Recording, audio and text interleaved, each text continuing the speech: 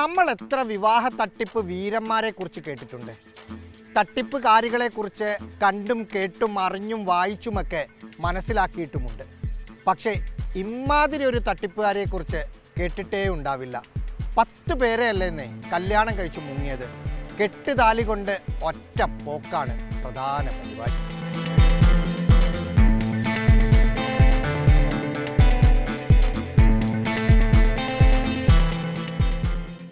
പറഞ്ഞു വരുന്നത് രേഷ്മയെക്കുറിച്ചാണ്. വസ്ത്രങ്ങൾ മാറി മാറിയിടുന്ന ലാഘവത്തോടെ 10 പേരെ വിവാഹം കഴിച്ചു പറ്റിച്ച ഉദയംപേരൂർ സ്വദേശിനിയായ 30 വയസ്സുള്ള രേഷ്മയെക്കുറിച്ച്. രേഷ്മയുടെ ലിസ്റ്റിൽ ഈ മാസം 3 വിവാഹങ്ങളായിരുന്നു ഉണ്ടായിരുന്നത്.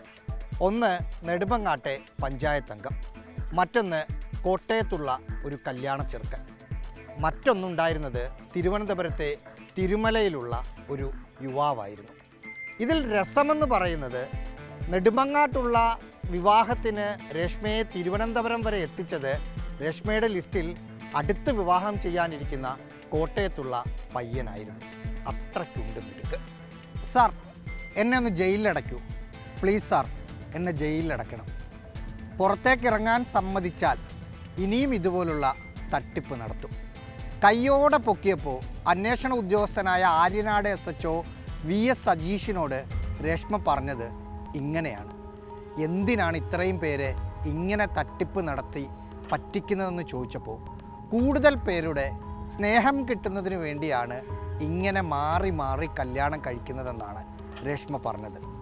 ഇത് കാണുന്ന വിവാഹം ചെയ്യാത്ത ആളുകളെല്ലാം ഈ ഫോട്ടോ ഒന്ന് കണ്ടുവെക്കുന്നത് നല്ലതാണ്. കാരണം പുറത്തേക്കിറങ്ങിയാൽ ഇനിയും തട്ടിപ്പ് നടത്തുമെന്നല്ലേ പറഞ്ഞിരിക്കുന്നത്. വെറുതെ പോയി തലവെച്ച് കൊടുക്കണം. ആദ്യ വിവാഹം 2014 വീട്ടുകാർ തമ്മിൽ ആലോചിച്ചുറപ്പിച്ച് നടത്തിയ കല്യാണമാണ്. പിന്നീടൊരു വൈക്കംകാരനെ കെട്ടി.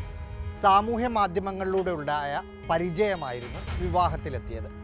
അതിനുശേഷം ഒരു അങ്കമാലിക്കാരൻ എങ്ങോട്ടോ യാത്ര ചെയ്തപ്പോൾ രേഷ്മയുടെ അടുത്ത് ട്രെയിനിൽ ഇരുന്നു എന്ന തെറ്റു മാത്രമേ ആ യുവാവ് ചെയ്തിരുന്നുള്ളൂ. പിന്നീട് ആ പരിചയം വിവാഹത്തിലെത്തി. അതിനുശേഷം തിരുവനന്തപുരം, കൊല്ലം, വാളകം, തൊടുപുഴ എന്നിവിടങ്ങളിലെ വീടുകളിൽ മരുമകളായി രേഷ്മ കയറി ചെന്നു. ഏറ്റവും അവസാനം നെടുമങ്ങാട്ടെ പഞ്ചായത്ത് അംഗത്തിൻ്റെ വീട്ടിലേക്ക് കയറി ചെല്ലാനുള്ള ശ്രമത്തിനിടെയാണ് വീട്ടുകാർക്ക് സംശയം തോന്നിയതും പിടിക്കപ്പെട്ടതും. അവസാനമായപ്പോഴേക്കും മാട്രിമോണി പരസ്യം കണ്ടിട്ടാണ് ഇരകളെ കണ്ടെത്തുന്നത്. പെൺകുട്ടികളെ തേടിയുള്ള യുവാക്കളുടെ പരസ്യത്തിൽ നിന്ന് അവരുടെ നമ്പർ എടുക്കും. എന്നിട്ട് പെൺകുട്ടിയുടെ അമ്മയാണെന്ന് പറഞ്ഞ് രേഷ്മ തന്നെ ശബ്ദം മാറ്റി യുവാക്കളെ വിളിക്കും.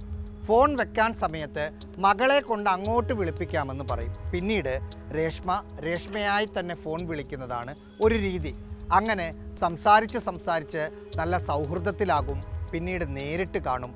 അവസാനം വിവാഹത്തിൽ വരെ കൊണ്ടെത്തിച്ച് നിർത്തും.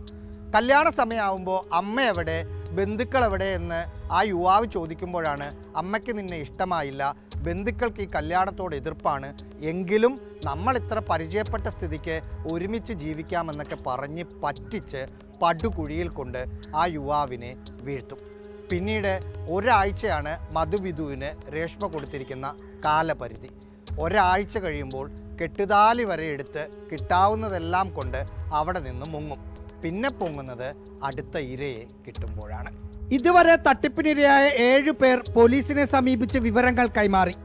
കൊല്ലത്തുള്ള ഭർത്താവിനൊപ്പമാണ് രേഷ്മയുടെ അമ്മയും കുഞ്ഞും താമസിക്കുന്നത്.